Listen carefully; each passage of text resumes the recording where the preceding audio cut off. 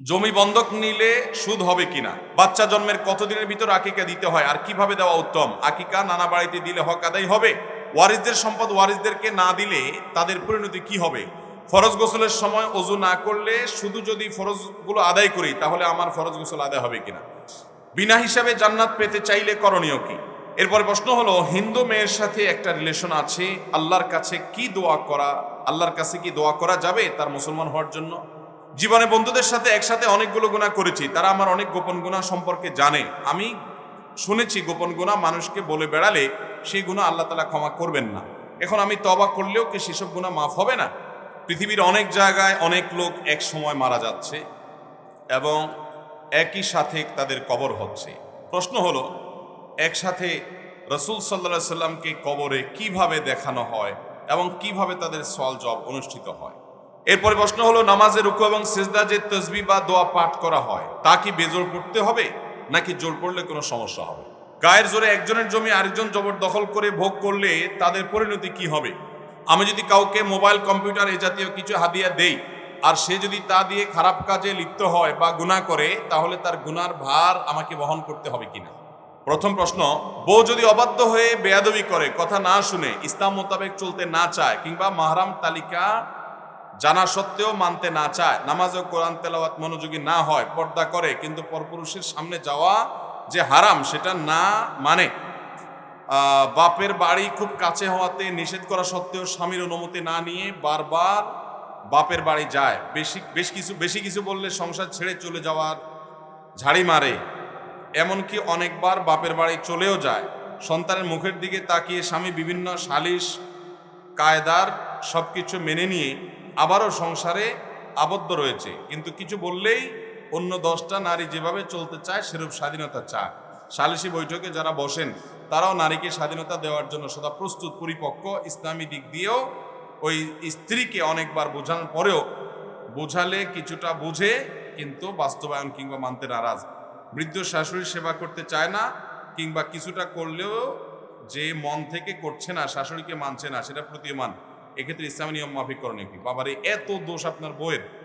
স্ত্রী তার স্বামীর মায়ের নামে মিথ্যাচার করলে স্বামীর পক্ষান্তরে ছেলের মা ও পুত্রবধূর নাম মিথ্যাচার, বাবা এত দোষ। এই পুরুষটা দেখা উচিত এই কেমন ফেরেশতা। কারণ এক পক্ষের কথা শুনে তো বলা কঠিন, এখন বইয়ের কথা শুনলে দেখা যাবে যে সে আবার আরেক লম্বা চিঠি লিখে বসে আছে।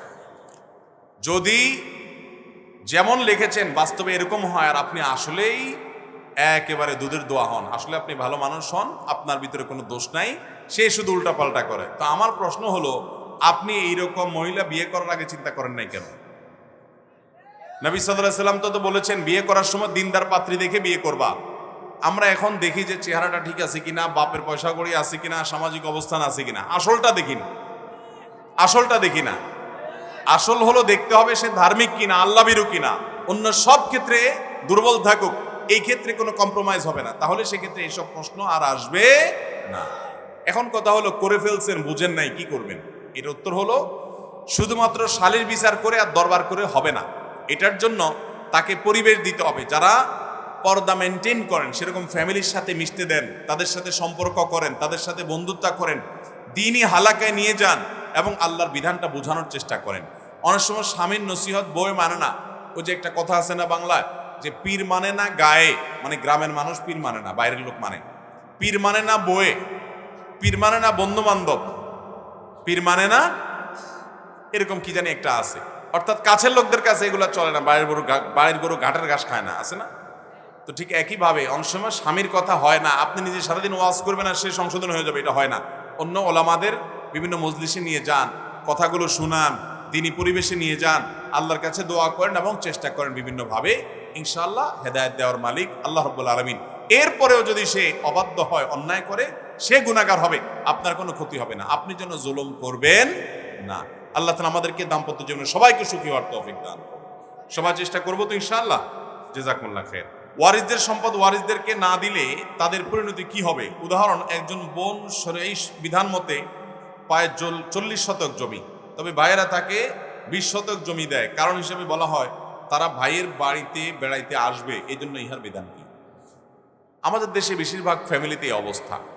বাবা মার সম্পদে মেয়েদের অধিকার পুরোপুরি দেওয়া হয় না, লামসাম একটু কোনো রকম দিয়ে দেয় নামকে আসতে, আর বাকিটা রেখে দেওয়া হয় কেন, যে মেয়েরা তো বাপের বাড়ি আসবেই, তাহলে তারা খাবে কি, ভোগ করবে কি, এই জন্য কিছু এখানে থাকুক। এর মতো মূর্খতা, এর মতো ভুল কাজ আরেকটা হতে পারে না। কারণ একজন মেয়ে তিনি তার বাবার বাড়িতে, তার ভাইয়ের বাড়িতে সারা জীবন বেড়াতে আসবে, এটা তার রক্তের সম্পর্কের দাবি। আমার বোন আমার থেকে সকল হক বুঝে নিয়ে গেছে, তার পাওনা নিয়ে গেছে, তাই বলে কি ভাই বোনের সম্পর্ক শেষ হয়ে গেছে?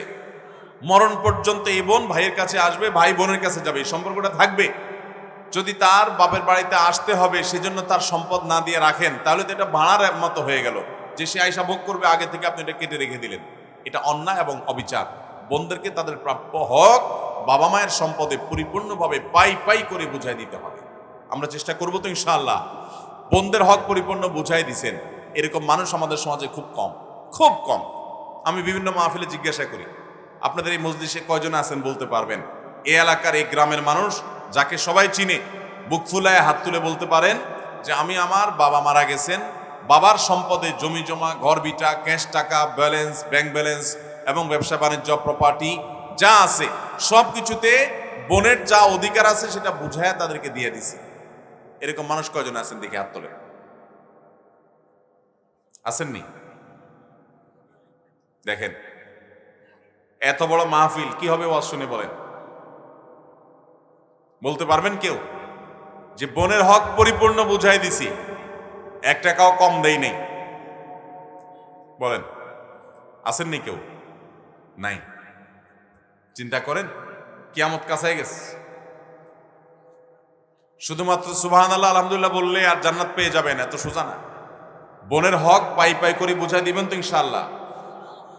সারা বাংলাদেশে প্রত্যেক এলাকাতে অত্যাচার চলে, মেয়েদের হক বুঝাই দেয় না, উল্টা বরং আরো জাল হাদিস বানায় নেয় যে মেয়েদের বাবার বাড়ির সম্পদ নিলে এটা তাদের সয় না।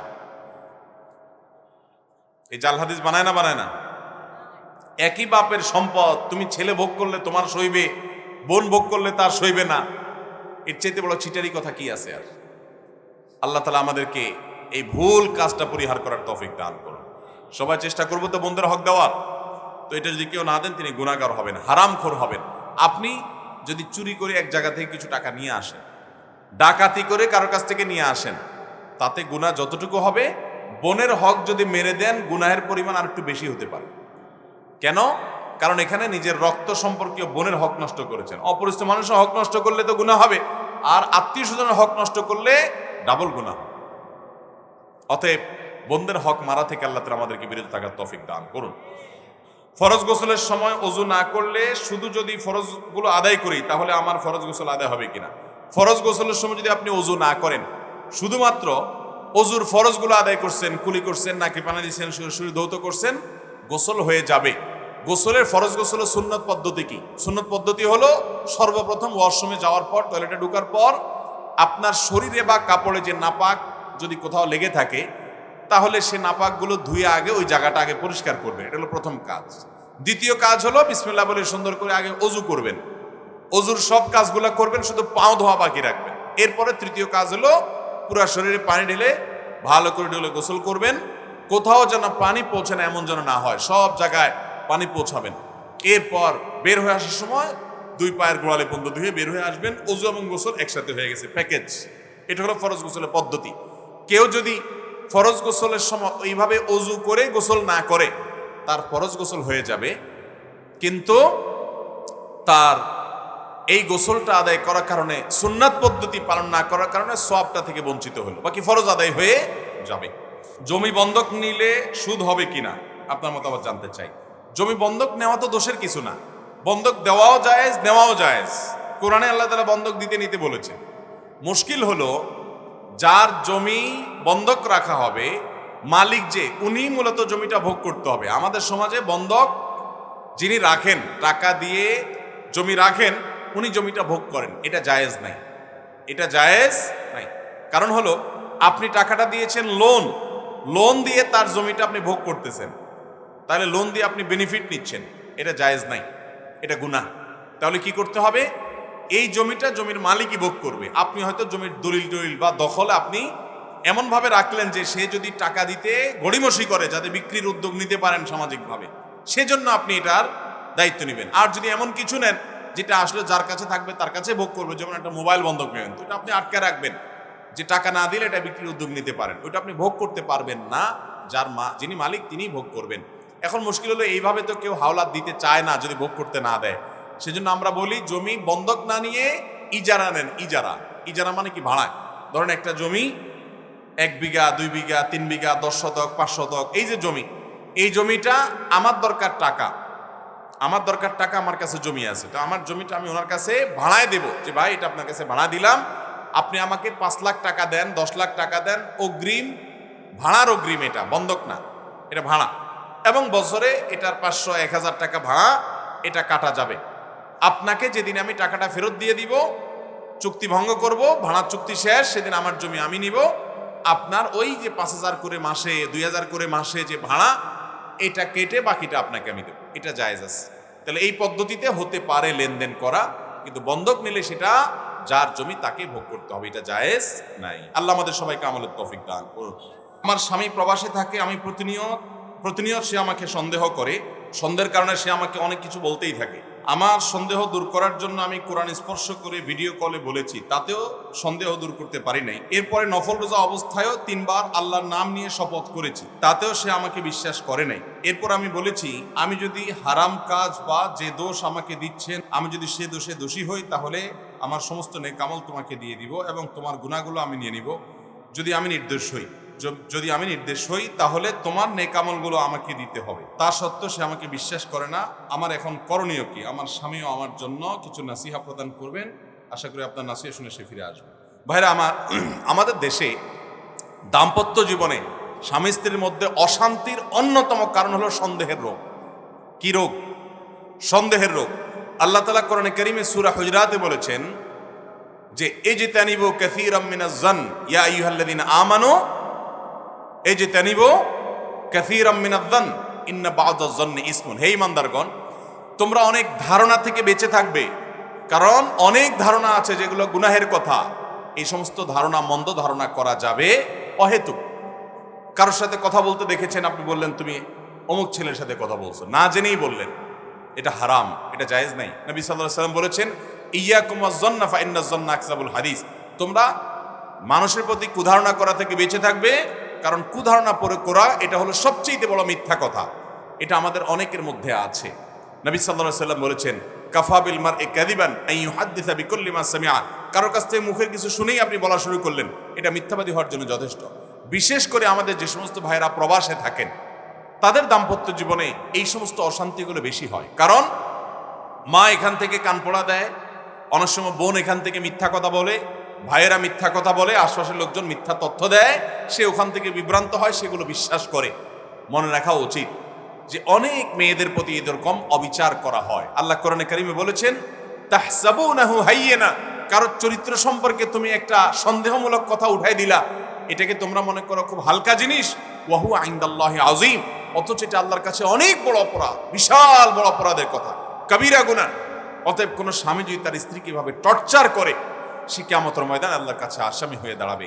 তার আল্লাহর ভয় করা উচিত। তার কাছে সুস্পষ্ট প্রমাণ না থাকলে সে অহেতুক সন্দেহের বশে তার স্ত্রীকে কোনো অপবাদ দিতে পারবে না। কোরআনে কারীমে আপনারা জানেন একটা আয়াত আছে, আল্লাহ তাআলা নাজিল করেছেন, যদি কেউ ওয়াল্লাযীনা ইয়ারমুনাল মুহসানাত আল গাফিলাত, যদি কেউ সতী নারীকে দোষ দেয় যে তুমি অমুকের সাথে সম্পর্ক করো, তুমি কারোর সাথে হারাম রিলেশন করো, তুমি কারোর সাথে 2 নম্বর সম্পর্কে আছো, এরকম যদি কোনো অপবাদ দেয়, জিনার অপবাদ যদি কোনো মানুষ দেয়, যে কেউ, এমনকি স্বামী হোক, যে কেউ হোক, যদি দেয় এবং সে যদি সেটা উপযুক্ত সাক্ষ্য প্রমাণ দিয়ে প্রমাণ করতে না পারে সন্দেহাতীত ভাবে, কোরআন বলেছে ফাজলিদুহুম 80 জালদা। এই সমস্ত মিথ্যা অপবাদকারীদেরকে 80 বেত দিতে হবে ইসলামী বিচারিক ভাবে। কারণ একজন নারীর চরিত্র নিয়ে সে প্রশ্ন তুলেছে। ঠিক একই কথা কোনো পুরুষের চরিত্র নিয়ে যদি কোনো স্বামী সন্দেহ করে, অনেক মহিলা আছে অযথাই তার স্বামীকে নিয়ে খোঁচাখুচি করে সন্দেহ করে। এরকম মিথ্যা অপবাদ যদি দেয় রীতিমতো যে তুমি জেনা লিপ্ত হয়েছ, তাহলে সেক্ষেত্রে 80 বেত দেওয়া হবে। শুধু 80 বেত নয়, তাদের সাক্ষ্য কোনোদিন আর কবুল করা হবে না এবং তাদের উপর আল্লাহ লানত বর্ষিত হবে। কতগুলো জঘন্য কথা। বিধায় দাম্পত্য জীবনে পরস্পর প্রতি এরকম সন্দেহ করবেন না, আল্লাহকে ভয় করেন। স্বামী স্ত্রীর মধ্যে সম্পর্ক নষ্ট করার জন্য ইবলিস এগুলো সাপ্লাই করে, আপনার ব্রেনটা নষ্ট করে। নিজেদের প্রতি আস্থা এবং বিশ্বাস রাখবেন যতক্ষণ পর্যন্ত আপনার কাছে অন্যায় কোনো কিছু প্রমাণিত না হবে বা জোরালো প্রবল কোনো প্রমাণ আপনার কাছে না থাকবে। আল্লাহ তাআলা আমাদেরকে এই সমস্ত অন্যায় থেকে বেরিয়ে আসার তৌফিক দান করুন। শুধু স্বামী স্ত্রী না, আমরা অন্যের ব্যাপারে একটু কোনো রকম সন্দেহের লেশ পাইলেই আমরা তার গোষ্ঠী উদ্ধার করার জন্য লেগে যাই। জঘন্য অপরাধ এটা। বিনা হিসাবে জান্নাত পেতে চাইলে করণীয় কি? বিনা হিসাবে যদি কেউ জান্নাত পেতে চান, তাহলে তার ছোটখাটো কোনো শর্টকাট কোনো ওয়ে আছে যে এটা করলেন আর আপনার কিছু করা লাগবে না, হিসাব ছাড়া আপনি পার হয়ে যাবেন, এর কোনো পথ নাই। কারণ আমরা দুনিয়ার ক্ষেত্রে সব শর্টকাট রাস্তা খুঁজি, তো এক্ষেত্রেও চিন্তা করি নামাজ রোজা এত কিছু কে করবে, এত ঝামেলা। এরকম কোনো পথ থাকলে বলে দেন ভাই, যে ডাইরেক্ট ওই কোনা দিয়া আমি দৌড় দিয়া জান্নাতে ঢুকে দেব। এত সহজ না। আপনি নিজের নেক আমল করবেন, ঈমান আমল ঠিক রেখে নেক আমল করতে থাকবেন এবং গুনাহ থেকে বাঁচতে থাকবেন, আল্লাহর ভয় অন্তরে লালন করতে থাকবেন। আল্লাহ রাব্বুল আলামিন কিছু মানুষকে বিনা হিসাবে জান্নাতে দিবেন। আল্লাহ রাব্বুল আলামিন এই উম্মতের কিছু মানুষকে কোনো হিসাব গ্রহণ ছাড়া জান্নাতে দিবেন। আবার কিছু কিছু অপরাধ আছে, যেই অপরাধগুলো করার পর আল্লাহ রাব্বুল আলামিন আপনাকে মাফ করে দিবেন। বিশেষ করে যখন আপনি মানুষের দোষ দুনিয়াতে ঢেকে রাখবেন, কারোর একটা দোষ পাইছেন বলে বেড়াবেন না, ওইটাকে মার্কেটিং করে বেড়াবেন না, প্রচার করে বেড়াবেন না, লুকাবেন, তো কিয়ামতের ময়দানে আল্লাহ তাআলা আপনার দোষ লুকাবেন। হাদিসে আসছে, নবী করিম সাল্লাল্লাহু আলাইহি ওয়াসাল্লাম বলেছেন, কিছু লোককে আল্লাহ তাআলা ডেকে বলবেন, বান্দা এই এই অপকর্ম করছিলাম, মনে পড়ে? বলবে হ্যাঁ আল্লাহ মনে পড়ে। তো আল্লাহ তাআলা তখন বান্দাকে বলবেন, দুনিয়াতে তোমার সেই দোষগুলো ঢেকে রেখেছিলাম, আজকে আমি ঢেকে রাখলাম, মানুষের সামনে প্রকাশ করলাম না, তোমাকে ক্ষমা করে দিলাম। তো আল্লাহর কাছে এইভাবে ক্ষমা পেতে হলে দুনিয়াতে মানুষকে ক্ষমা করতে হবে, তাকওয়া চর্চা করতে হবে। আমরা অনেকে মনে করি যে আমি 2 নম্বর পথগুলো সব খোলা রাখি, আল্লাহ আমাকে বিনা হিসেবে জান্নাত দেখ। বদরের যুদ্ধে যারা অংশগ্রহণ করেছেন, সহিহ বুখারীর হাদিসে আসছে, আল্লাহ রাব্বুল আলামিন তাদের সম্পর্কে বলে দিয়েছেন, ইআমালু মা শি'তুম ক্বাদ গাফারাল্লাহু লাকুম। নবী সাল্লাল্লাহু আলাইহি ওয়াসাল্লাম বলেছেন, তাদেরকে আল্লাহ বলেছেন তোমাদের যা মনে চায় করো। বদর যুদ্ধে যারা অংশগ্রহণ করেছেন, আল্লাহ তোমাদেরকে মাফ করে দিয়েছেন। এইটা শোনার পর বদর যুদ্ধের সাহাবীরা কেউ গুনাহ শুরু করছে এরকম কোনো হাদিস আমরা জানি না। কারণ আল্লাহ মাফ করেছেন এটা শুনে তারা আরো ইবাদত শুরু করছে। আমরা হলে তো বলতাম তাহলে তো আর নামাজ কালামের দরকার নাই। আমাদের দেশে এক শ্রেণীর ভণ্ড আছে যারা বলে তাদের নামাজ কালাম লাগে না, তাদের পীর সাহেবের নামাজ কালাম লাগে না, তারা নাকি এগুলার ঊর্ধ্বে উঠে গেছে। আমাদের নবীজি মৃত্যুর আগ মুহূর্ত পর্যন্ত পাও টেনে টেনে নামাজে জামাতের সাথে নামাজ পড়তে গেছেন। আবার কিছু পীর বাংলাদেশে আছে, তাদের নাকি নামাজ কালাম আর লাগে না, তারা নাকি এগুলার ঊর্ধ্বে উঠে গেছে। এগুলো যে সাক্ষাৎ শয়তান এবং মানুষকে বিভ্রান্তির মধ্যে ফেলছে সেটা বোঝার জন্য নবী সাল্লাল্লাহু আলাইহি ওয়াসাল্লাম যথেষ্ট। অতএব ভাইরা আমার, আমরা আল্লাহর কাছ থেকে ক্ষমা পেতে চাইলে আমরা দুনিয়াতে তাকওয়া চর্চা করতে হবে, আল্লাহর ভয় অন্তর লালন করতে হবে, আল্লাহ তাআলা মাফ করবেন ইনশাআল্লাহ। আমার একটা প্রশ্ন হলো, আমাদের এখানে কানাডায় ম্যাক্সিমাম মসজিদের হুজুরদের বাড়ি আছে যা সুদ ইন্টারেস্ট দিয়ে কিনা।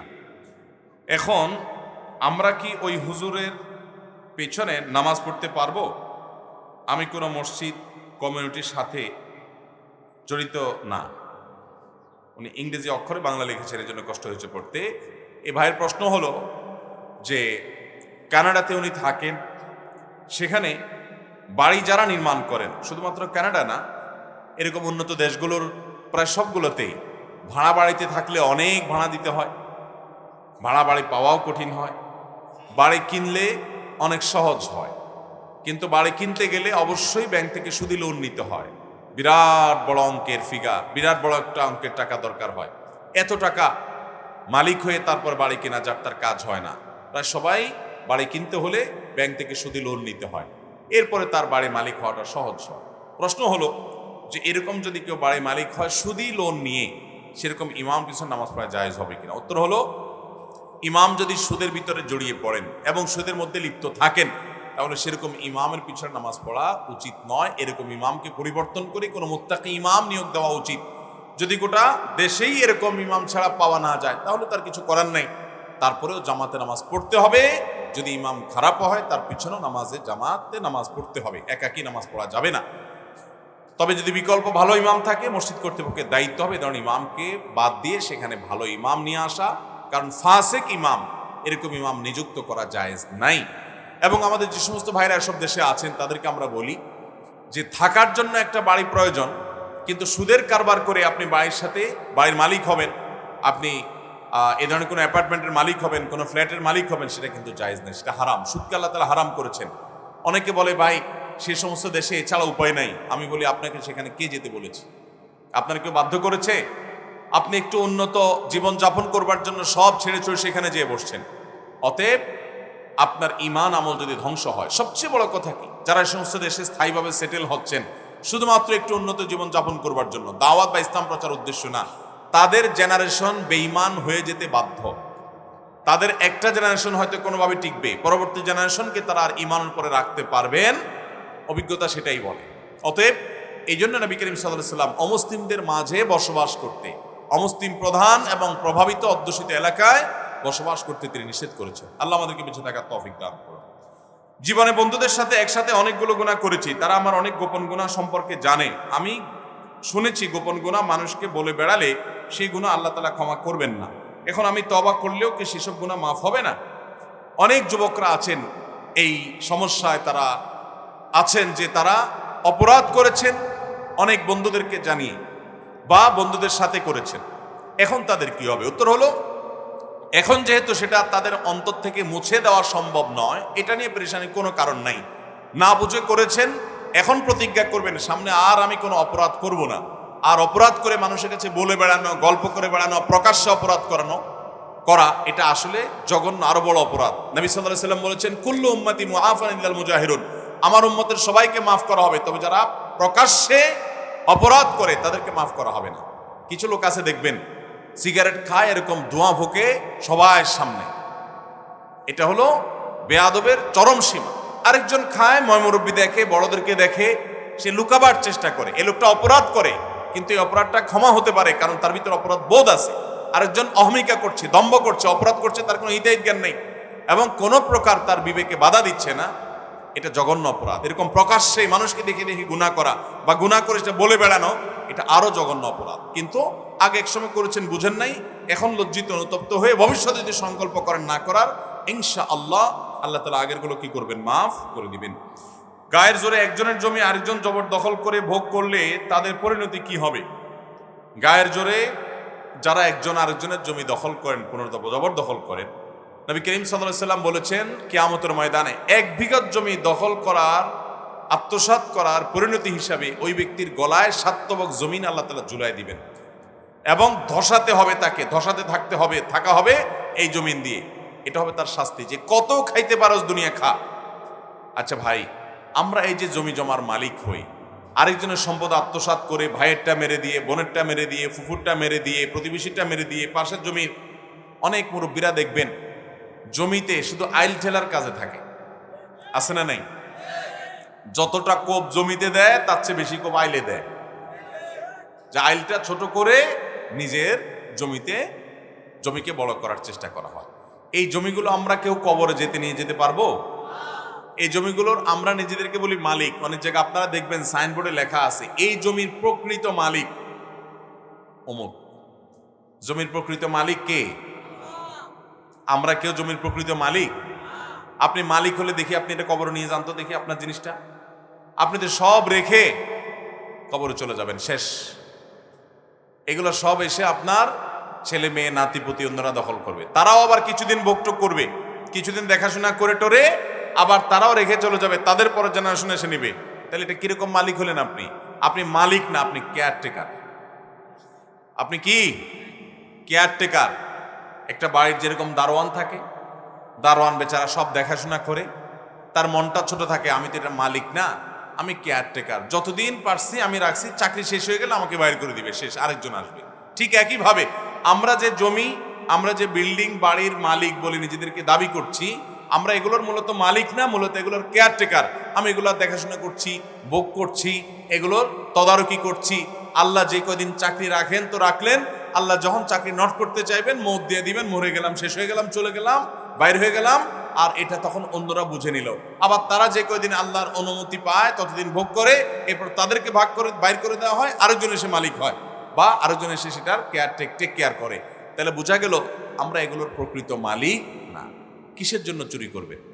আরেকজনের জমি যে আত্মসাৎ করছেন, কিসের জন্য করবেন? এটা তো আপনার নিজেরও না, আরেকজন এসে ভোগ করবে, তার জন্য আপনি হারাম কাজ করছেন। আল্লাহ আমাদেরকে হারামকে না করার মতো ইমানের শক্তি দান করুন।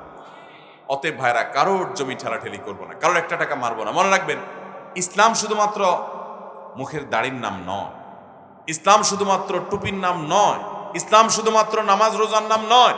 এগুলো ইসলামের মূল বিষয়। কিন্তু মনে রাখবেন, মানুষের সম্পদ আত্মসাৎ যদি করেন তো আপনি কখনো পরিপূর্ণ মুসলমান হতে পারবেন? অনেক লোক আছে, হাজি সাহেব, দাড়িওয়ালা সাপ, টুপিওয়ালা সাপ, অনেক সাপ, কিন্তু উনি চোর সাপ, উনি মানুষের সম্পদ আত্মসাৎকারী সাপ। তো এই সম্পদের আত্মসাৎকারী সাপ উনি ওই হাজি সাহেব গাজী সাহেব হয়ে কোনো 2 পয়সা লাভ হবে?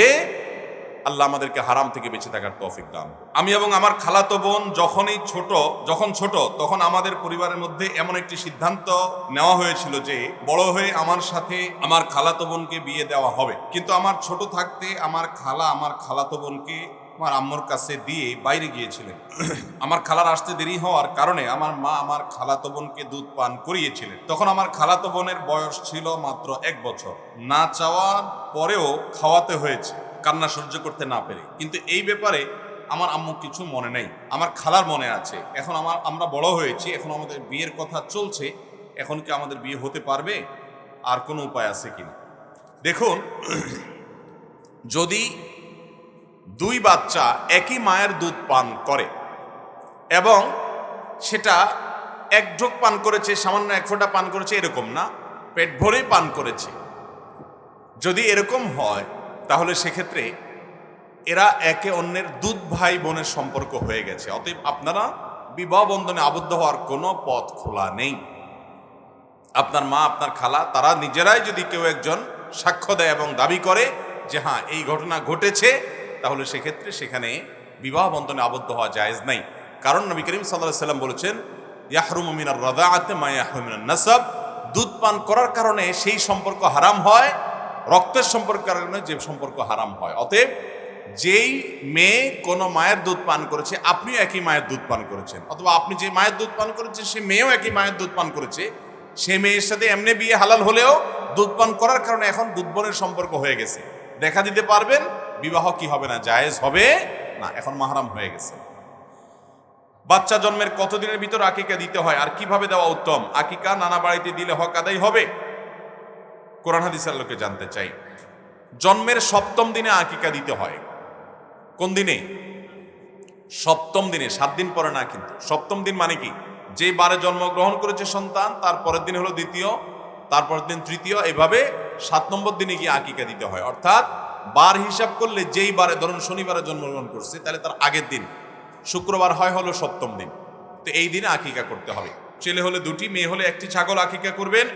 এই আকিকা, এটার গোশত সন্তানের বাবা মা খেতে পারে, এটা কোরবানি গোশতের মতো নিজেরাও খাবে, আত্মীয়স্বজনকে দিবে, কিছু গরিব দুঃখীকে দিবে। এভাবে করাটা হলো মুস্তাহাব। বাকি নিজেরা যদি খায় বেশি অথবা মানুষকে কম দেয়, তাতেও আদায় হয়ে যাবে। আর নানা বাড়িতে দিলেন না দাদা বাড়িতে দিলেন, এটা ম্যাটার করবে না, আকিকা দিলেই হবে। নানা বাড়িতে দিলেও আদায় হয়ে যাবে, দাদা বাড়িতে দিলেও বাচ্চা আদায় হয়ে যাবে।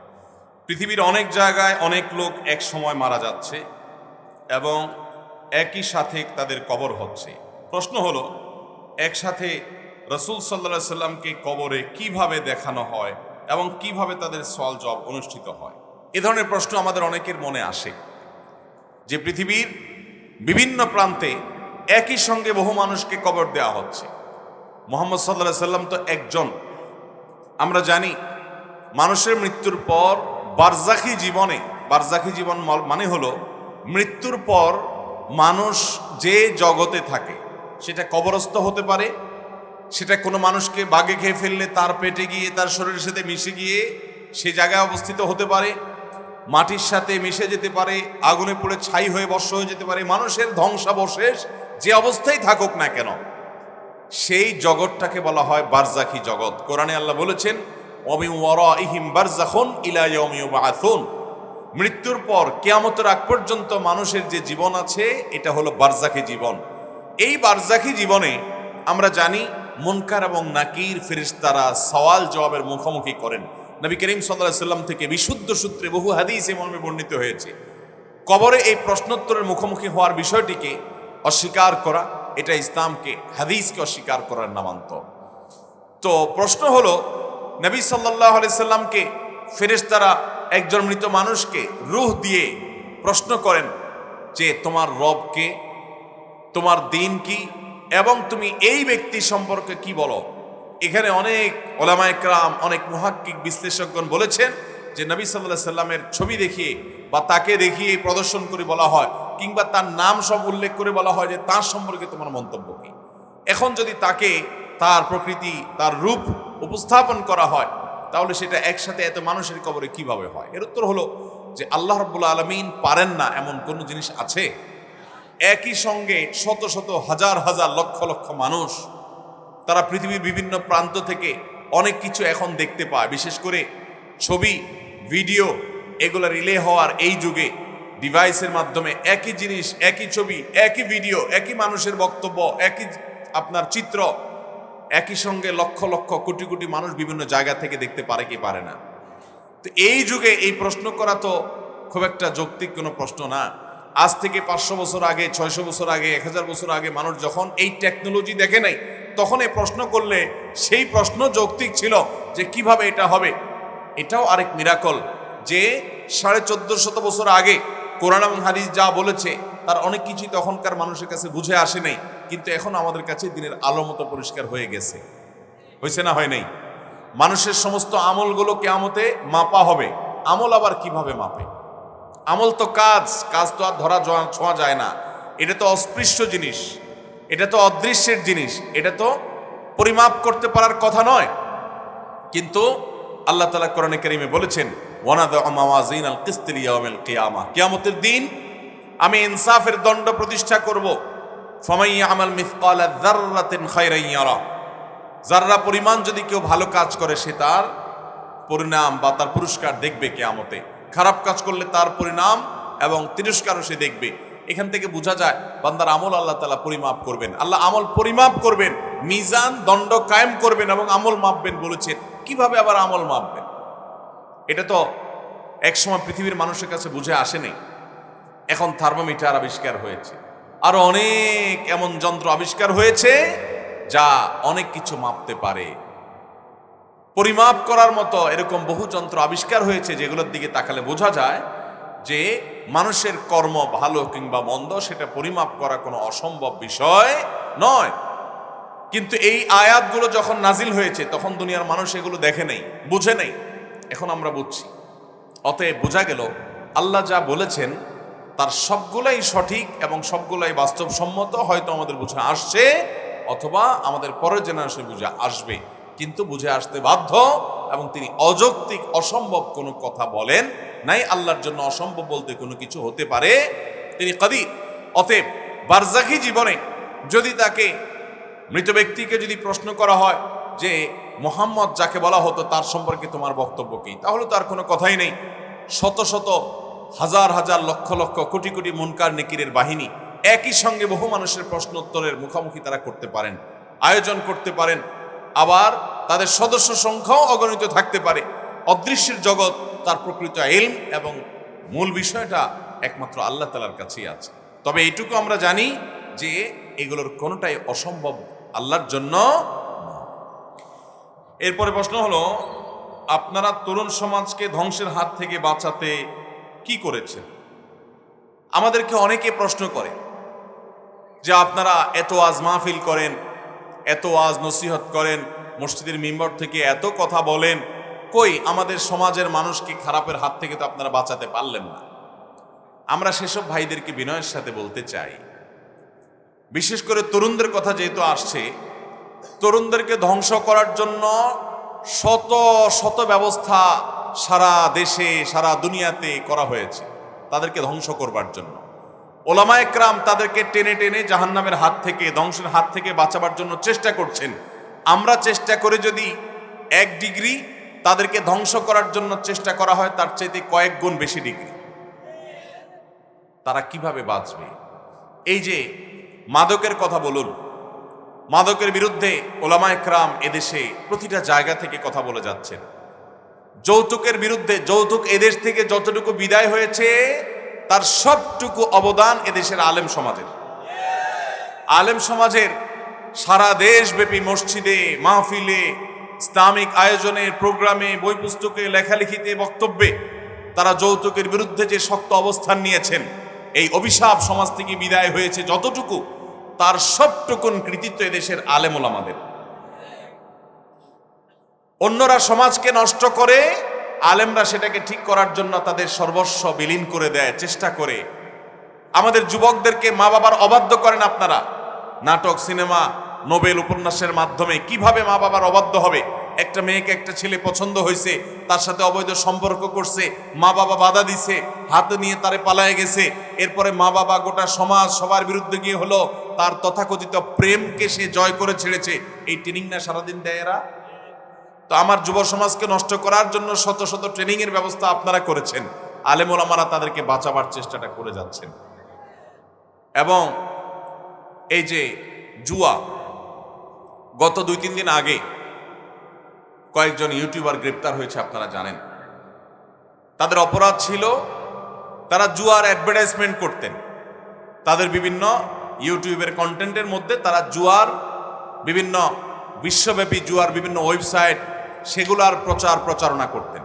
এই প্রচার প্রচারণায় এগুলোতে উদ্বুদ্ধ হয়ে আমাদের দেশের অনেক মানুষ সর্বস্ব হারিয়েছেন, সব ধ্বংস করেছেন তাদের। এদের কাউকে কাউকে পুলিশ গ্রেপ্তার করেছে। একটা তথ্য হলো যে আজকে বিকেলে আমাদের ফাউন্ডেশনের ওয়েবসাইটে, ফাউন্ডেশনের মেইলে একটা মেইল পাঠিয়েছেন এক ভদ্রলোক। তার নামটা আমি বললাম না, মেইল আইডিটা আমি বলছি না। এটা আমি সন্ধ্যা যখন মাহফিলে আসছি তখন আমার কাছে আসলো এই মেইলটা। সেই মেইলে লেখা আছে, এক যুবক তিনি লিখছেন যে হুজুর, আজকে আমি 10টা ঘুমের বড়ি খেয়ে ফেলেছি ইতোমধ্যে। কাল সকালে হয়তো আমি আর দুনিয়াতে থাকবো না, কিন্তু আমার মনে আমি যেরকম শেষ হয়ে গেলাম, কেউ যেন শেষের পথে না আসে। আমাদের যুবকরা যেন, আমাদের সমাজের কোনো মানুষ যেন এই পথে না আসে, এটা ধ্বংস করে দেয় মানুষকে। সে একটা লম্বা চিঠি লিখেছে এবং সে চিঠি, এই মেইল পুরোটা আমি পড়েছি, চোখের পানি আমার ছলছল করেছে। এই যুবক তিনি এটাও লিখেছেন যে আপনার অনেক ভিডিও আমরা দেখি, আমি দেখেছি, সেজন্য আমার কাছে মনে হয়েছে আমি এই যুবকদেরকে সাবধান করি।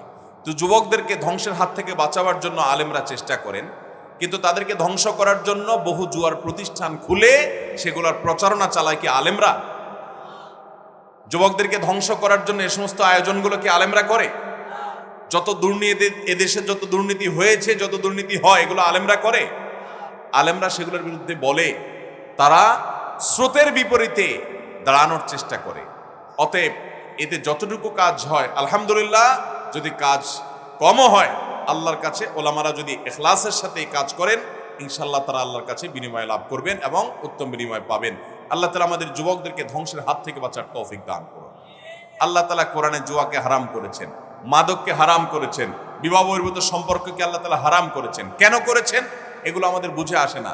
আমাদের জুয়ার সাথে নিজেদেরকে জড়াতে ভালো লাগে, আমাদের পরনারীতে আসক্ত হতে ভালো লাগে, আমাদের হারামে লিপ্ত হতে ভালো লাগে। আল্লাহ তাআলা সেগুলো নিষেধ করেছেন। আল্লাহর নিষেধাজ্ঞা, ওইটা অমান্য করলে যে ক্ষতি হয়, এটা বুঝতে বুঝতে অনেকের শেষ প্রান্তে চলে যায়। এই যুবক তার জীবনের শেষ পর্যায়ে এসে নিজের ধ্বংস ডেকে এনে তারপর তিনি বুঝতে পেরেছেন যে তিনি ভুল পথে চলে গেছেন। আল্লাহর নিষিদ্ধ পথে কোনো শান্তি নাই, সুখ নাই, কল্যাণ নাই, এটা তিনি বুঝতে পেরেছেন। কিন্তু যতক্ষণে তিনি বুঝতে পেরেছেন তখন তার ব্যাক করার সুযোগ পান নাই। আমরা যাই না এ আল্লাহর বান্দা কি বেঁচে আছেন না দুনিয়া থেকে চলে গেছেন।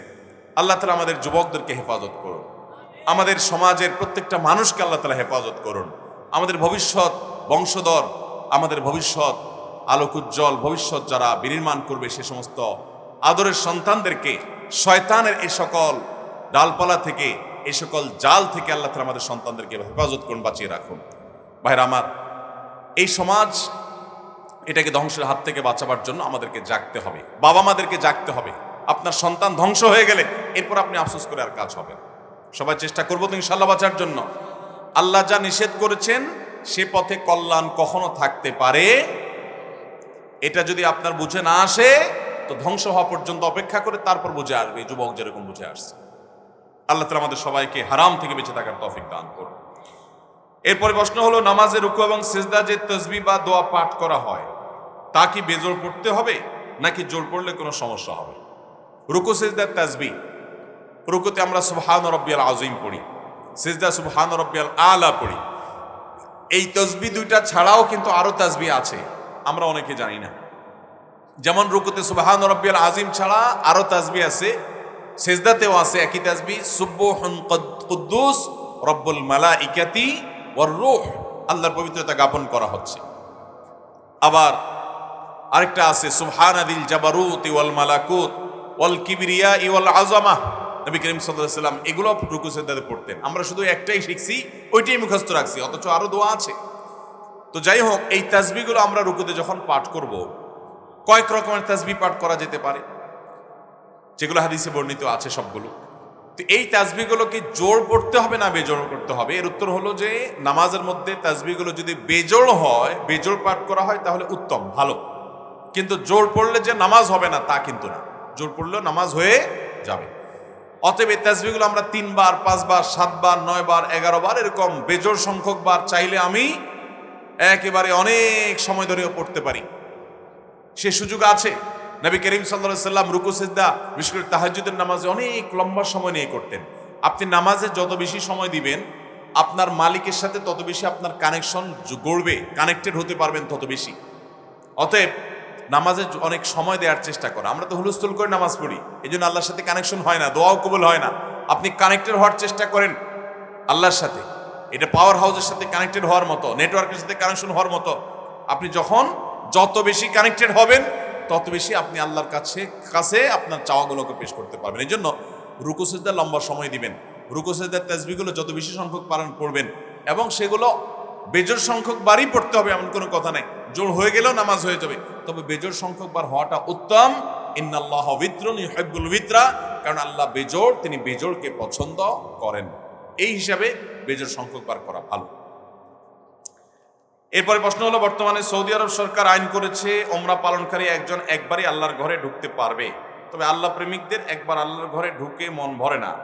এখন ওমরা কারিগণ প্রতিদিনই এহরামের কাপড় পরে আল্লাহর মহাব্বতে আল্লাহর ঘরের হাজরা আসওয়াদ চুমা, হাতেমে ঢুকে দোয়া ইত্যাদি, অর্থাৎ সরকারি হুকুম অমান্য করে বারবার আল্লাহর ঘরে ঢুকতে চায়, তাতে গুনাহ হবে কিনা? ফরজ নামাজের পর ইমাম সাহেবকে সালাম দেয়া যাবে কিনা? আমাদের দেশে কোথাও কোথাও আছে, মিশরীদের মধ্যে, আরবিয়ান কান্ট্রিগুলোর অনেক দেশে মানুষের মধ্যে এটা অনেক বেশি আছে, যে সালাম ফিরানোর পর, জামাতে নামাজ পড়ার পর ইমাম সাহেবকে যায় সবাই হাত মিলায়, অনেকে সালাম দেয়। এটা কোনো সুন্নাহ দ্বারা সাবেত নয়। যে ইমাম পিছন নামাজ পড়ছেন, হয়তো নামাজের আগেও দেখা হয়েছে, তো হঠাৎ করে নামাজের পরে আলাদা করে সালাম দেওয়ার কিছু নাই। হ্যাঁ, যদি এমন হয় আপনি দূর থেকে আসছেন, ইমাম সাহেবের সাথে দেখা হয়েছে, মসজিদে গেছেন, নামাজের আগে দেখা হয় নাই, নামাজের পরে আপনি যে তাকে আসসালামু আলাইকুম দেখা করলে, হুজুরের সাথে দেখা করলেন এলাকার ইমাম সাহেব, সেটা ঠিক আছে। কিন্তু অনেক এলাকায় দেখা যায় সালাম ফিরানোর পর মুসল্লিরা একজন একজন করে সবাই ইমাম সাহেবের সাথে হাত মিলায়, এরকম কোনো কথা কোরআন হাদিসে কোথাও বর্ণিত হয় নাই। নবী করিম সাল্লাল্লাহু আলাইহি সাল্লাম ইমামতি করেছেন, তার সাথে সাহাবীরা এইভাবে নামাজের পর আলাদা সালাম মুসাফা করা, এটা তারা করেন নাই, অতএব এটা সুন্নাহ নয়। হোটেল রেস্টুরেন্টে মাংস জাতীয় খাবার খেতে গেলে সন্দেহ হয় এটা হালাল নাকি হারাম, যদি অজান্তে হারাম খেয়ে ফেলি তাহলে আমার গুনাহ হবে কিনা? হোটেলে যে গোশত রান্না হয়, এই গোশতগুলো হালাল নাকি হারাম? যদি মুসলমান হোটেল হয়, মুসলমান সমাজ হয় আমাদের দেশে যেরকম, তাহলে সেটা হালাল হওয়াটাই স্বাভাবিক, বিধায় সেই সুধারণার উপর ভিত্তি করে খেলে আপনার হারাম হবে না। যদি হোটেলওয়ালা আপনাকে হারাম খাওয়া ইচ্ছাকৃতভাবে, সে আল্লাহর কাছে গুনাহগার হবে। আপনি সুধারণাবশত খেয়েছেন, হারাম হবে না। কিন্তু যদি অমুসলিম প্রধান এলাকা হয় এবং প্রবল সম্ভাবনা হয় যে না, এখানে হারাম গোশত আমাকে খাওয়াই দেওয়া হতে পারে এবং জবাইকারীরা মুশরিক হতে পারে, তাহলে তার জবাই করা পশু খাওয়া যাবে না। তো সেই রকম যদি হয় তাহলে সেই জায়গায় সন্দেহপূর্ণ বিষয় বর্জন করবেন। যেমন অনেকে বিভিন্ন দেশে চলে যায়, সেখানে অমুসলিম প্রধান দেশ, সব অমুসলিমই, মুসলমানের সংখ্যা খুবই কম, তো সেখানে অমুসলিমদের মালিকানাদের হোটেলে খেলে তারা হালাল হারাম মেনটেন করে কি করে না, এই ভয় আপনি খেলেন না, তাহলে সেটা অবশ্যই আপনার অ্যাভয়েড করাটাই উচিত এবং ওই সন্দেহপূর্ণ জিনিসটা আপনি খাবেন না। কিন্তু অনেক দেশে হালাল সার্টিফাই করার মতো অনেকগুলো কোম্পানি, অনেকগুলো প্রতিষ্ঠান আছে আলেমদের তত্ত্বাবধানে, তারা সার্টিফিকেট দেন এবং সে সমস্ত পণ্যের গায়ে লেখা থাকে। সেটা যদি বিশ্বাসযোগ্য হয়, নির্ভরযোগ্য হয়, তার উপর নির্ভর করে আপনি খেতে পারেন। তবে মুসলমান সমাজে, যেমন আমাদের দেশে, হোটেলওয়ালা যদি আপনাকে হারাম খাওয়ায়, মরা গরু খাওয়াই দেয়, মরা ছাগল এনে খাওয়াই দেয়, তাহলে সে গুনাহগার হবে, সে চিটারি করেছে। আপনি সুধারণা করেছেন যেহেতু মুসলমান হোটেল হালাল হবে, সেই হিসাবে আপনি খেলে আপনার গুনাহ হবে না। সারা রাত না ঘুমিয়ে শেষ সাথে তাহাজ্জুদের নামাজ আদায় করলে ফজিলত পাওয়া যাবে কিনা? তাহাজ্জুদ শব্দের অর্থ হলো ঘুম থেকে উঠে রাতের শেষ পরে যে নামাজ আদায় করা হয়। এখন কেউ যদি নাই ঘুমায়, সারা রাত জেগেই থাকে, তিনি যদি শেষ সাথে নামাজ পড়েন, তিনি এই নামাজটা পড়ার কারণে তাহাজ্জুদের সওয়াব পাবেন। তাহাজ্জুদের অর্থ যদিও ঘুম থেকে উঠে নামাজ পড়া, কেউ যদি নাই ঘুমায় পরিপূর্ণ, তারটাও তাহাজ্জুদ হিসাবে বিবেচিত হবে এবং পরিপূর্ণ তাহাজ্জুদের সওয়াব তিনি লাভ করবেন। তারাবির নামাজের 4 রাকাত পরপর যে দোয়া পড়া হয় সেটা কি বাধ্যতামূলক? তারাবির নামাজের 4 রাকাত পরপর যে দোয়া আমরা পড়ি, এটা কোনো হাদিসে বর্ণিত নয়, না এটা পূর্বসূরি কোনো সালাফ পড়েছেন। এটা আমাদের সমাজে প্রচলিত সুবহানাজিল মুলকি ওয়াল মালাকুতে, লম্বা একটা দোয়া। এই দোয়া আপনার কোনো ফতোয়ার কিতাবে আছে, কিন্তু এটা না নবী সাল্লাল্লাহু আলাইহি সাল্লাম থেকে প্রমাণিত, না খোলাফা রাশেদ থেকে প্রমাণিত, না সাহাবা ইকরাম থেকে প্রমাণিত। তারা তারাবির 4 রাকাত পরপর এরকম কোনো দোয়া পড়তেন না। একসময় আমাদের সমাজে অনেক যুবকরে তারাবির নামাজে ডাকলে বলতো যে ভাই এখনো তারাবির দোয়া মুখস্থ হয়নি, এটা একসময় বলতো। এখন আর আলহামদুলিল্লাহ সে অজুহাত দেওয়া হয় না, মানুষ অনেকে জানে। তারপরে অনেক এলাকাতে, বরং বেশিরভাগ গ্রামাঞ্চলে এখনো এটা আছে। 4 রাকাতের পরে সবাই সুবহানাজিল মুলকে, মুসল্লিরা সবাই ইমাম সাহেব সহ টান দেয়। এটা কোনো হাদিস দ্বারা প্রমাণিত নয়, এটা কোনো সুন্নাহ সম্মত আমল নয়। কথা কি বুঝতে পারছেন? অতএব তারাবি নামাজের 4 রাকাতের পর তাহলে কি করবেন? বসে থাকবেন। আপনি চাইলে জিকির আজকার করতে পারেন, চাইলে ওযু ইসতিনজা লাগলে করতে পারেন, চাইলে কিছু খাইতে পারেন, এটা রেস্টের টাইম। কিন্তু শরীয়ত আপনাকে কোনো বাইন্ডিংস দিয়ে দেয় না যে এই দোয়া পড়বেন। অতএব মন গড়া কোনো দোয়া বানিয়ে সেটাকে তারাবির অংশ করে নেওয়া ঠিক হবে না। আমি যদি কাউকে মোবাইল, কম্পিউটার এই জাতীয় কিছু হাদিয়া দেই, আর সে যদি তা দিয়ে খারাপ কাজে লিপ্ত হয় বা গুনাহ করে, তাহলে তার গুনার ভার আমাকে বহন করতে হবে কিনা? না। মোবাইল এটাকে ভালো কাজেও ব্যবহার করা যায়, খারাপ কাজেও ব্যবহার করা যায়, যেহেতু এটার বিভিন্ন রকমের ব্যবহার হতে পারে। অতএব কেউ যদি মন্দ কাজে ব্যবহার করে, তার দায় দায়িত্ব তার, যিনি দিয়েছেন তার উপরে দায়িত্ব বর্তাবে না। ঠিক একইভাবে আপনার টাকা পয়সার কথা বলতে পারেন যে আমি টাকা পয়সা যদি দেই, টাকা দিয়ে ভালো কাজও করা যাবে, খারাপ কাজও করা যাবে। যদি সে খারাপ কাজে ব্যবহার করে, এটা দায় তার। হ্যাঁ, যদি ব্যাপারটা এমন হতো যে এটা দিয়ে শুধু খারাপ কাজই করা যায়, তাহলে ওইটা দিলে আমার জন্য গুনাহ হতো, কারণ আমি খারাপ কাজে সহযোগিতা হল। এই জন্য এটা যে ব্যবহার করছে তার উপরে বর্তাবে। এরপর প্রশ্ন হলো, রেড ক্রিসেন্ট সহ বাংলাদেশে আরো অন্যান্য অনেক সেবামূলক সংস্থা আছে যার অর্থায়ন করে থাকে বিধর্মীরা। শুধুমাত্র মানব সেবার নিয়তে রেড ক্রিসেন্টের সাথে কাজ করা যাবে কিনা? এ জাতীয় প্রতিষ্ঠানে যদি কাজ করতে গিয়ে কোনো অন্যায় কাজ করা না লাগে, বরং আপনি সেখানে মানুষের সেবা করতে পারেন, সেটা জায়েজ, সেটা হারাম না ইসলামে। কিন্তু একজন মুসলমান হিসাবে আপনি এই ধরনের বড় মাপের প্রতিষ্ঠান তো আর একদিনে হবে না। আপনারও উচিত এরকম সংস্থা, এরকম প্রতিষ্ঠান, এরকম সংগঠন গড়ে তোলা। সারা বিশ্বে যদি প্রতিটা প্রান্তে আমরা মুসলমানরা এরকম সেবামূলক কাজ শুরু করি, তাহলে সেবার নাম দিয়ে যারা আমাদের ঈমান হরণ করে, বহু খ্রিস্টান মিশনারি এই দেশে আছে যারা গরিব মানুষগুলোকে টাকা পয়সা দিয়ে খ্রিস্টান বানাচ্ছে, তারা এই সমস্ত চক্রান্ত করার আর সুযোগ পাবে না যদি আমরা সেবামূলক কাজ করি। আমরা শুধু নিজের চরকায় তেল দিয়ে নিজের স্বার্থ দেখি, আমরা মানুষের সেবা করি না, যেটা উচিত না। আমাদের নবী সাল্লাল্লাহু আলাইহি ওয়াসাল্লাম মানুষের কল্যাণে কাজ করতেন। অতএব নিজেরা এই ধরনের সংস্থা হোক ছোট্ট পরিসরে শুরু করে দিবেন, আল্লাহ তাআলা বরকত দান করবেন। প্রত্যেকটা এলাকাতে যুবক ভাইরা যারা মাহফিলের আয়োজন করেন, আপনারা মিলে এলাকাতে কল্যাণমূলক কাজ, বিধবা নারীদের ভাতা প্রদান করা এবং নারী কন্যাদায়গ্রস্ত বাবাকে মেয়ে বিয়ে দিতে সহযোগিতা করা, একজন ঋণগ্রস্ত মানুষ ঋণ পরিশোধ করতে সহযোগিতা করা, একটা রাস্তা ভেঙে গেছে এটা মেরামত করা, কালভার্ট তৈরি করে দেওয়া, মেরামত করা, এরকম নানামুখী সামাজিক কাজ আমাদের যুবকদেরকে করতে হবে। তাহলে আমরা সমাজকে যেখানে উপকৃত করতে পারবো, আল্লাহর কাছে বিনিময় পাবো এবং খ্রিস্টান মিশনারিগুলোর চক্রান্ত থেকে আমাদের সমাজকে বাঁচাতে পারবো। হাদিসে এসেছে, মসজিদে দাঁড়িয়ে হারানো জিনিস ফিরে পাওয়ার ঘোষণা করিলে তাহার জন্য বদদোয়া করিতে, যাহাতে তাহা না পায়। তবে অনেকেই মসজিদে দাঁড়িয়ে দোয়া চায়, সহযোগিতা চায়, আরো অনেকে বিভিন্ন ধরনের ঘোষণা দেয়, তাদের জন্য বদদোয়া করা যাবে কিনা? দরকারি একটা প্রশ্ন। আমাদের দেশে বিভিন্ন সময় দেখা যায় অনেক মানুষ এসে দাঁড়ায় বলে, ভাই আমি গরিব মানুষ, আমাকে একটু আপনারা সাহায্য করবেন, আছে না নাই? আবার অনেকে দাঁড়ায় অনেক ঘোষণা দেয়, এরকম অনেকে অনেক ঘোষণা দেয়, আমি অসুস্থ, আপনারা আমার সাহায্য করেন, টাকা পয়সা দিয়েন, এটা করিয়েন, সেটা করিয়েন। নবী করিম সাল্লাল্লাহু আলাইহি সাল্লাম বলেছেন, যে ব্যক্তি মসজিদে তার কোনো জিনিস হারানো গেছে এই ঘোষণা দেয়, বাইরে হারানো গেছে বা যেখানে হারানো গেছে, মসজিদে দাঁড়ায় হারানো জিনিসে ঘোষণা দেয় যে আমার জিনিস হারায় গেছে, এটা যদি কেউ ঘোষণা দেয় তাহলে তাকে জবাব দিতে হয় লা রাদ্দাকাল্লাহ, আল্লাহ তোমার এই হারানো জিনিস যেন ফিরায় না দেয়। কারণ মসজিদ এটা এই কাজের জন্য না, তোমার ঘোষণা দেওয়া লাগে বাইরে গিয়ে দাও, আল্লাহর ঘরকে তুমি এই কাজে ব্যবহার করবা না। আমাদের সমাজে অনেকে মসজিদকে এই ধরনের কাজে ব্যবহার করেন। মসজিদ এটা ইবাদতের জায়গা, ইবাদত করার জন্য। এখান থেকে মানুষের কল্যাণে দুনিয়াবি অনেক বিষয়ের ফয়সালা হতে পারে এবং অনেক বিষয় ডিসকাস হতে পারে, কিন্তু তার মানে আপনার ব্যক্তিগত কোনো লাভ ক্ষতি, কোনো উপার্জন, ব্যক্তিগত কোনো আইন কামের ব্যাপার বা ব্যক্তিগত একান্ত দুনিয়াবি বিষয় মসজিদে এসে আপনি ঘোষণা দিবেন আর অ্যানাউন্সমেন্ট করবেন, এটা ইসলামে জায়েজ না। নবী সাল্লাল্লাহু আলাইহি ওয়াসাল্লাম পরিষ্কারভাবে নিষেধ করেছেন। এই জন্য গরিব, অভাবী বা অসুস্থ কোনো মানুষ যদি আসে মসজিদে এবং তিনি যদি প্রকৃত হকদারও হন, তিনি মসজিদের বাইরে দাঁড়িয়ে সহযোগিতা চাইতে পারেন। হ্যাঁ, মসজিদ কর্তৃপক্ষ বা ইমাম সাহেব ওই ব্যক্তির হয়ে যদি সবার কাছে বলে যে উনি অভাবী বা অসুস্থ বা তার টাকা দরকার, তাহলে সেক্ষেত্রে তারা তার পক্ষ থেকে ঘোষণা দিতে পারে। তখন সেটা একটা ইবাদতে পরিণত হবে। যিনি ঘোষণা দিয়েছেন তার ব্যক্তি স্বার্থ নয় যে তাদেরকে, মুসল্লিদেরকে ভালো কাজে উদ্বুদ্ধ করা হলো, সেটা জায়েজ আছে। কিন্তু নিজে নিজে দাঁড়িয়ে নিজের জন্য সহযোগিতা চাওয়া মসজিদে জায়েজ নাই। এবং দুনিয়াবি বিষয় এগুলোর ঘোষণা মসজিদে দেওয়া যাবে না।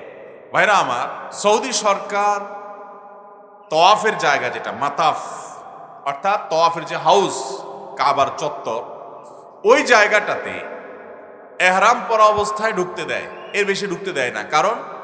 কারণ যারা অনেক আগে থেকে, এই নিয়মটা হওয়ার আগে যারা গেছেন বারবার মক্কায়, তারা জানেন এত বেশি মানুষ গ্যাদারিং করে যে অনেক সময় দেখা যায় ইবাদত বন্দেগী যারা করতে চায় তারা মনোযোগ দিতে পারে না, অনেক বেশি ভিড় হয়। যার গায়ে শক্তি আছে সে বারবার শুধু তোয়াফ করতেই থাকে। দেখা যায় ফরজ তোয়াফ যে করতে আসছে, উমরা করতে আসছে, হজ করতে আসছে, নফল তোয়াফ করানোওয়ালার জন্য সেটা করতে পারে না। এই জন্য তারা সিস্টেম করেছে যে এহরামের কাপড় পরে যারা ঢুকবে, অর্থাৎ যারা উমরা বা হজের তোয়াফ করবে, ফরজ তোয়াফ করবে, তারা শুধু হাউজে ঢুকবে, আর বাকি যারা এর বাইরে নফল তোয়াফ করবে তারা দোতলা থেকে বা বাহির থেকে একটু দূর থেকে তোয়াফ করতে পারবে, সেই সুযোগ তারা রাখছে।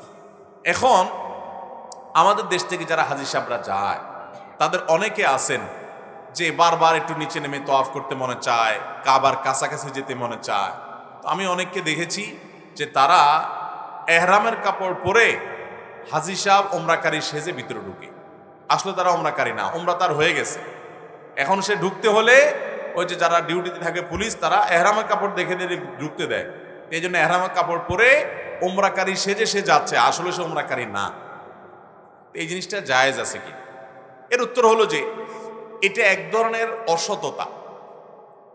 এটাকে একেবারে ওই অর্থে প্রতারণা না বললেও এটা এক ধরনের চালাকি যে আমি আসলে ওমরাকারী না, কিন্তু আমি দেখাচ্ছি লেবাস দ্বারা আমি ওমরাকারী। তো এটা একজন মুসলমানের জন্য আমি এটাকে সমীচীন মনে করি না।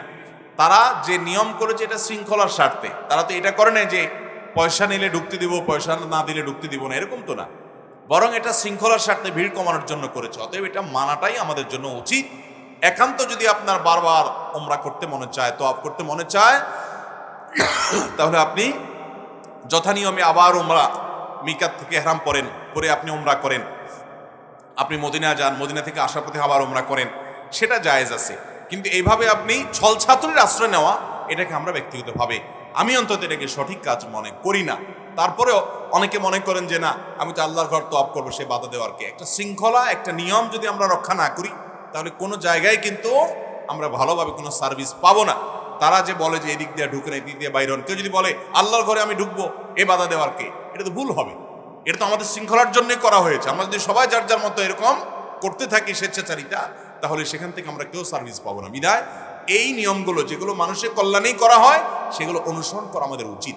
এরপরে প্রশ্ন হলো, হিন্দু মেয়ের সাথে একটা রিলেশন আছে, আল্লাহর কাছে কি দোয়া করা যাবে তার মুসলমান হওয়ার জন্য? যদি কোনো মুসলমান ছেলে কোনো হিন্দু মেয়ের সাথে কোনো সম্পর্কে জড়ায়, বিবাহের আগে যে কোনো ধরনের সম্পর্কে জড়ানো একটা ছেলে একটা মেয়ের সাথে হারাম রিলেশন করা, সেটা সর্বাবস্থায় হারাম। মুসলমান হলেও হারাম, অমুসলমান হলেও, অর্থাৎ অমুসলমান মেয়ের সাথেও যদি সম্পর্ক হয় সেটাও হারাম হবে, আবার মুসলমান মেয়ে যদি হয় সেক্ষেত্রেও হারাম হবে। এ হারাম সম্পর্ক হওয়ার পর যদি দোয়া করে আল্লাহ আপনি তাকে হেদায়েত দেন, সে মুসলমান হয়ে যাক, তাহলে দেখতে হবে এই দোয়ার মতলব কি। এই দোয়ার মতলব যদি হয় তারে ভাগায়া বিয়ে করা, যেহেতু সে মুশরিক তাকে বিয়ে করা জায়েজ নাই হারাম ইসলামে, এখন তাকে বিয়ের রাস্তা যেন উন্মুক্ত হয় সেজন্য সে মুসলমান বানাইতে চায়, তাহলে সেক্ষেত্রে এই দোয়া তো মতলবের দোয়া। এই দোয়ার কারণে সে আল্লাহর কাছে আজর পাবে না।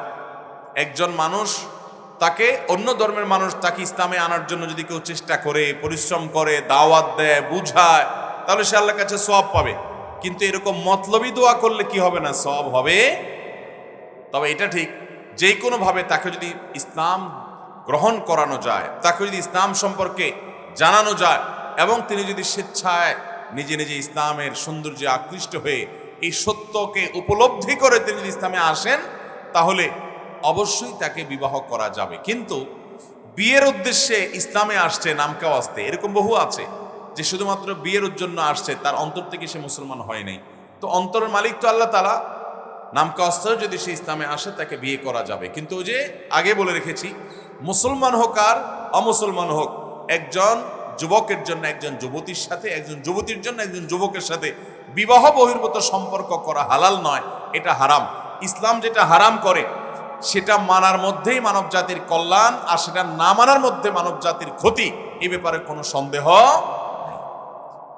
আজ পৃথিবীতে যে সমস্ত দেশে অবৈধ রিলেশন অর্থাৎ বিবাহ বহির্ভূত সম্পর্কটাকে স্বাভাবিক মনে করা হয়, আপনি ইউরোপে চলে যান, আপনি আমেরিকায় চলে যান, আপনি চায়না জাপানে চলে যান, আপনি পৃথিবীর বিভিন্ন প্রান্তে প্রান্তে ঘুরেন, যে সমস্ত দেশে, যে সমস্ত সমাজে বিবাহ বহির্ভূত সম্পর্কটাকে কোনো দোষের বিষয় মনে করা হয় না, তাদের দাম্পত্য জীবন, তাদের পারিবারিক জীবন, তাদের সার্বিক অবস্থা কি সে সম্পর্কে একটু জানার চেষ্টা করে। তাদের দাম্পত্য জীবন বলতে কোনো কিছু নেই বললে চলে, তাদের পারিবারিক জীবন, পারিবারিক ব্যবস্থা ভেঙে পড়েছে বললে চলে। এমনকি সে সমস্ত দেশে মানুষের জন্মের হার ভয়ঙ্করভাবে কমে গেছে। একসময় তারা নিয়ন্ত্রণ করার চেষ্টা করেছে, এখন বাড়ানোর চেষ্টা করছে, কিন্তু আর বাড়ছে না এবং আর বাড়বেও না হয়তো। আল্লাহ রাব্বুল আলামিনের নির্দেশ, আল্লাহর নিষেধাজ্ঞাকে অমান্য করলে মানব জাতি সে পথে কখনো কল্যাণের দেখা পাবে না। সেটা আজ বুঝুক কিংবা অনেকদিন পরে বুঝুক, বুঝতে মানুষ বাধ্য যে আল্লাহর বিধানের বাইরে শান্তির কোনো পথ খোলা নেই। অতএব এ হারামকে আমাদের না করতে হবে, হালালের জন্য অপেক্ষা করতে হবে। এ হারাম আমাদের ঈমানকে নষ্ট করে, চেতনা নষ্ট করে, দুনিয়ার জীবনকে নষ্ট করে, দাম্পত্য জীবনকে শেষ করে, পরিবার ব্যবস্থাপনা শেষ করে দেয়। বাংলাদেশ পরিবার ব্যবস্থাপনা ইতোমধ্যে ভেঙে পড়েছে। প্রতিটা ঘরে ঘরে দাম্পত্য জীবনে অশান্তির সাগরে ডুবছে, বিশেষ করে তরুণরা। লক্ষ লক্ষ টাকা খরচ করে বিয়ে শাদী হচ্ছে, বিশাল বড় বড় মহরের ফিগার ধরা হচ্ছে, বড় বড় আয়োজন করে বিবাহ শাদী হচ্ছে, কিন্তু টিকছে না। বিবাহগুলো ভেঙে খান খান হচ্ছে, সংসারগুলো টিকছে না, বিবাহ বিচ্ছেদের হার বাড়ছে, দাম্পত্য কলহ বাড়ছে দিন দিন, এবং ভয়ঙ্কর একটা জায়গায় আমরা চলে যাচ্ছি। আমরা অনেকে হয়তো জানি না এবং আমাদেরকে জানতে দেওয়া হয় না। পরিকল্পিতভাবে আমাদের পরিবার ব্যবস্থাপনাকে ভেঙে ফেলা হচ্ছে, ধ্বংস করা হচ্ছে, শুধুমাত্র বিবাহ বহির্ভূত সম্পর্ককে হালাল এবং এটাকে স্বাভাবিক করার যে শয়তানি চক্রান্ত আছে। আপনি নাটক দেখেন, তার খোলাসা কথা হলো এই অবৈধ সম্পর্ক। আপনি সিনেমা দেখেন, তার খোলাসা পুরা গল্প ঘটনা, পুরা গল্পের মূল কথা হলো অবৈধ সম্পর্ক। আপনি কিভাবে মা বাবার অবাধ্য হবেন, আপনি কিভাবে সমাজ বিচ্ছিন্ন হবেন, আপনি কিভাবে আল্লাহর আইন থেকে, আল্লাহর নির্দেশ থেকে বেরিয়ে পড়বেন, আপনাকে সেই ট্রেনিং দেওয়া হয় নাটকে, সেই ট্রেনিং দেওয়া হয় সিনেমাতে, সেটা দেওয়া হয় নোবেলে, সেটা দেওয়া হয় উপন্যাসে, সেটা দেওয়া হয় বিজ্ঞাপনের নামে, সেটা দেওয়া হয় বিভিন্ন নামে। আপনি এমন নাটক, এমন সিনেমা, এমন গল্প, এমন নোবেল উপন্যাস কয়টা পড়েছেন যেখানে স্বামী স্ত্রীর মধ্যকার ভালোবাসা প্রচণ্ড প্রগাঢ় এবং অনেক শক্ত ভালোবাসা, এটা গল্পের ছলে প্রমাণ করা হয়, এটাকে অ্যাপ্রিসিয়েট করা হয়। কটা দেখাতে পারবেন? বেশিরভাগই দেখবেন যে কিভাবে বাপ মাকে ফাঁকি দিয়ে আরেকটা মেয়ের সাথে সম্পর্ক করতে হয়, আরেকজনের বউয়ের সাথে পরকীয়া করতে হয়, কিভাবে ধর্মের নিষেধাজ্ঞাকে অমান্য করে, লঙ্ঘন করে সম্পর্ক করতে হয়। সমস্ত নাটক সিনেমার খোলাসা কথা, সার নির্দেশ হলো এই জিনিসটাই। এরা কি আমাদের সমাজের জন্য ভালো কিছু বয়ে আনছে? ধ্বংস করে ফেলছে। বাবা মারা যারা মনে করছেন না ছেলে মেয়ে একটু আধুনিক হোক, একটু স্মার্ট হোক, অত হুজুর হলে কি চলে দুনিয়াটা, তারাই নিজেরা যখন ফান্দে পড়েন তখন আমাদের কাছে আসেন। মেয়েটা যখন আরেকটা ছেলের হাত ধরে চলে যায়, একটা অমানুষের হাত ধরে চলে যায়, অজাগায় কুজাগায় পা দেয়, তখন এবার এসে আমাদের কাছে তারা অনুনয় করেন, হুজুর মেয়েটা তো পালায় গেছে, ছেলেটা তো অমুক মেয়ের পিছনে ছুটছে, সে তো আর আমাদের কথা শুনে না। মানুষ আল্লাহর বিধানের বাইরে চললে সেখানে কোনো কল্যাণ আসতে পারে। অতএব যুবকরা পড়ালেখা করুন, নিজের কাজের প্রতি মনোযোগী হন, কেরিয়ারকে গড়ে তোলার চেষ্টা করুন, উদ্যোক্তা হন, নিজের স্বদেশকে, প্রিয় দেশকে, গোটা পৃথিবীর মানুষকে কিছু দেওয়ার চেষ্টা করুন এবং বৈধ সম্পর্কের জন্য অপেক্ষা করুন। আপনার জীবনে একটা জোড়া আল্লাহ তাআলা রেখেছেন, সেটার জন্য অপেক্ষা করেন। হারামকে ডিনাই করেন, না করেন। মুসলমান যুবক তার মেরুদণ্ড থাকবে, সে ঢিলা হবে না। ঢিলা ঢিলা যুবক চিনেন কারা? কোন একটা মেয়ে হারাম সম্পর্ক করতে তাকে অফার করছে, সেখানে চিত হয়ে গেছে, কাইত হয়ে গেছে, শরীর ছেড়ে দিছে, তার কথা তার পিছ পিছ হাঁটা ধরছে, এর বলে ঢিলা যুবক। আর মেরুদণ্ডওয়ালা যুবক চিনেন? মেরুদণ্ডওয়ালা যুবক বলা হয় সেই যুবককে যে যুবক হারামের অফার পাওয়ার পরও শক্ত হয়ে ঠায় দাঁড়িয়ে থাকতে পেরেছে, হারামকে না বলতে পেরেছে, তার শক্তি আছে, তার অবস্থান আছে, নীতি এবং আদর্শের মধ্যে তিনি অটল আছেন, তিনি হারামকে না বলার মতো শক্ত অবস্থানে যেতে পারেন। এটাকে বলা হয় মেরুদণ্ডওয়ালা যুবক, সাহসী যুবক। আমাদেরকে সেই সাহসী যুবক হতে হবে। আজ এক শ্রেণী মিডিয়া আমাদেরকে প্ররোচিত করে, আমরা যত নোংরা হব, আমরা যত অশ্লীল হতে পারবো, আমরা যত, আমাদের মেয়েরা যত খোলামেলা দৃশ্য অভিনয় করতে পারবে, যত রকমের ন্যাক্কারজনক কাজ করতে পারবে, সমাজে যা নিষিদ্ধ, ইসলামে যা নিষিদ্ধ, ধর্মে যা নিষিদ্ধ, আমাদের সৃষ্টিকর্তা যা নিষেধ করেছেন, যেটাতে আমাদের ক্ষতি আছে, এই কাজগুলো যত বেশি করতে পারে তাদেরকে সাহসী উপাধি দেওয়া হয়। তাদেরকে বলা হয় এরা নাকি সাহসী। আমরা সারা জীবন ছোটবেলা থেকে শুনে আসছি, সাহসী মানে হলো কেউ দুঃসাহস করে ডাকাতের হাত থেকে একটা মানুষকে রক্ষা করে নিয়ে আসলো, একটা মানুষকে খুনির হাত থেকে রক্ষা করে খুনিকে ধরে দিল, একে বলা হতো সাহসী। এখন সাহসীর সংজ্ঞা আমাদের অনেক মিডিয়াগুলো পাল্টায় দিচ্ছে। কোনো মেয়ে কাপড় চোপড় সব খুলে ফেলে সে অভিনয় করতে পেরেছে, ছবি তুলতে পেরেছে, তখন বলা হয় মেয়েটা সাহসী অভিনয় করেছে। এখন সাহসের সংজ্ঞা হলো উলঙ্গ হয়ে যাওয়া। এখন সাহসের সংজ্ঞা হলো যত রকমের নোংরামি করা যায় তার একেবারে অতল তলে হারিয়ে যেতে পারলে তাকে বলে সাহসী। তো কি আশা করা যায় আমাদের সমাজ থেকে?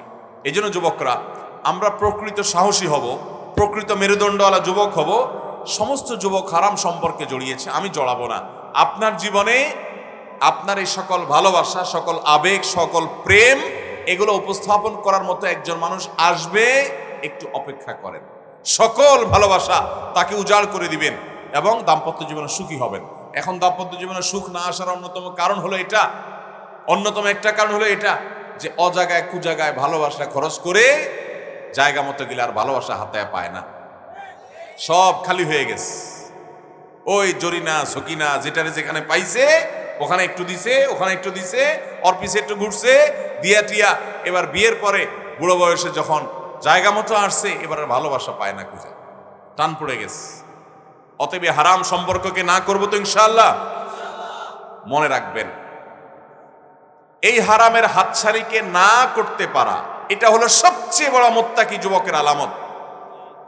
যুবক নামাজ পড়ে, যুবক দাড়ি রাখে, যুবক কোরআন তেলাওয়াত করে, এই কাজগুলো যত কঠিন তার চেয়ে বহুগুণ কঠিন হলো একজন যুবক হারাম দেখে না, তার চোখকে সে অবনত করে আল্লাহর ভয়ে। কিয়ামতের ময়দানে তাকে দাঁড়াতে হবে, জিজ্ঞেস করা হবে এই যৌবন সম্পর্কে, সে সেই ভয়ে সে নিজেকে নিয়ন্ত্রণ করে রাখতে পারে। হারামের অফার আছে, সেটাকে ডিনাই করতে পারে। এই যুবকের এই কাজটা হলো সবচেয়ে বড় সাহসিকতার কাজ, সবচেয়ে বড় কঠিন কাজ। আল্লাহ তাআলা আমাদেরকে সেই কাজটা করার তৌফিক দান করুন।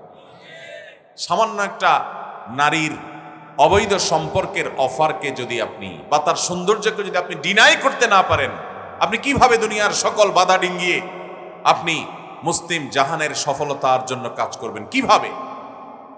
আল্লাহ তাআলা আমাদের সবাইকে সেরকম মহানায়ক যুবক হওয়ার তৌফিক দান করুন। এ যুগের মহানায়ক যুবক তারা যে যুবকরা এই হারামগুলো থেকে নিজেদেরকে বাঁচিয়ে রাখতে পেরেছে। আমাদের যুবক ভাইদের কষ্ট আমরা বুঝি। তারা কলেজে স্কুলে যায়, তারা ইউনিভার্সিটিতে যায়, তারা কর্মস্থলে যায়, তারা যেখানেই যায়, সব জায়গায় একটাই জাল বেছানো আছে, তা হলো অবৈধ সম্পর্কের হাতছানি, হারাম রিলেশনের হাতছানি, চোখ দিয়ে হারাম জিনিস দেখে স্বাদ নেওয়ার হাতছানি, হারাম কথা শুনে তার কানকে হারামে লিপ্ত করানোর হাতছানি। চতুর্দিকে শুধু একই জিনিস, বিজ্ঞাপনে বিলবোর্ড, নারীকে ঝুলিয়ে রাখা হয়েছে, পেপারে সংবাদ, নারীকে ঝুলিয়ে রাখা হয়েছে, সংবাদ পাঠ করা হচ্ছে, সেখানেও নারীকে উপস্থাপিত করা হচ্ছে। কোথাও যাচ্ছেন, রিসেপশনে বিসমিল্লাহ যার সাথে কথা বলবেন, নারীকে সেখানে সাজিয়ে গুছিয়ে রাখা হচ্ছে। আপনি বিমানে যাবেন, আপনি হাসপাতালে যাবেন, আপনি যেখানেই যাবেন, নারীর শরীরকে আপনার সামনে উপস্থাপন করে আপনার ঈমান, আপনার চেতনা, আপনার বিশ্বাস, আপনার আকীদা, আপনার তাকওয়া, আপনার সততা সবকিছুকে হরণ করে আপনার চরিত্রকে ধ্বংস করার সকল আয়োজন পৃথিবীতে আজ প্রস্তুত হয়ে আছে। মুসলমান এই সবগুলোকে ডিঙ্গিয়ে আল্লাহর নৈকট্য অর্জন করা, তাকওয়া ধরে রাখা, এটা সহজ কোনো কাজ নয়। আল্লাহ আমাদের সবাইকে সে তৌফিক দান করুন।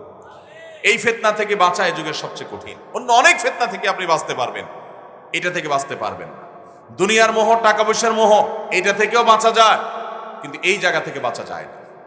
নবী করিম সাল্লাল্লাহু আলাইহি সাল্লাম এমনি এমনি বলেন নাই, ওই সে হাদিস আজ মেলান সেই 1450 বছর আগে বলে গেছেন, আমি তোমাদের মাঝে সবচাইতে বড় ফিতনার বিষয়, সবচাইতে তোমাদের ঈমান হরণকারী বিষয়, তাকওয়া হরণকারী বিষয় রেখে গেলাম নারীকে। এই নারী, তাকে বিভিন্নভাবে উপস্থাপন করে তোমাদের ঈমানকে হরণ করা হবে। অতএব তুমি তোমার জীবনে যে নারী আসবে তার জন্য অপেক্ষা করো, অন্য নারীর সৌন্দর্য অবলোকন করে হারাম স্বাদ তুমি আস্বাদন করবে না। আল্লাহ আমাদের সবাইকে সেই জায়গায় যাওয়ার তৌফিক দান করুন, সবর করার তৌফিক দান করুন, যুবক ভাইদের ঈমানকে হেফাজত করার তৌফিক দান। সবাই চেষ্টা করবো তো ইনশাআল্লাহ।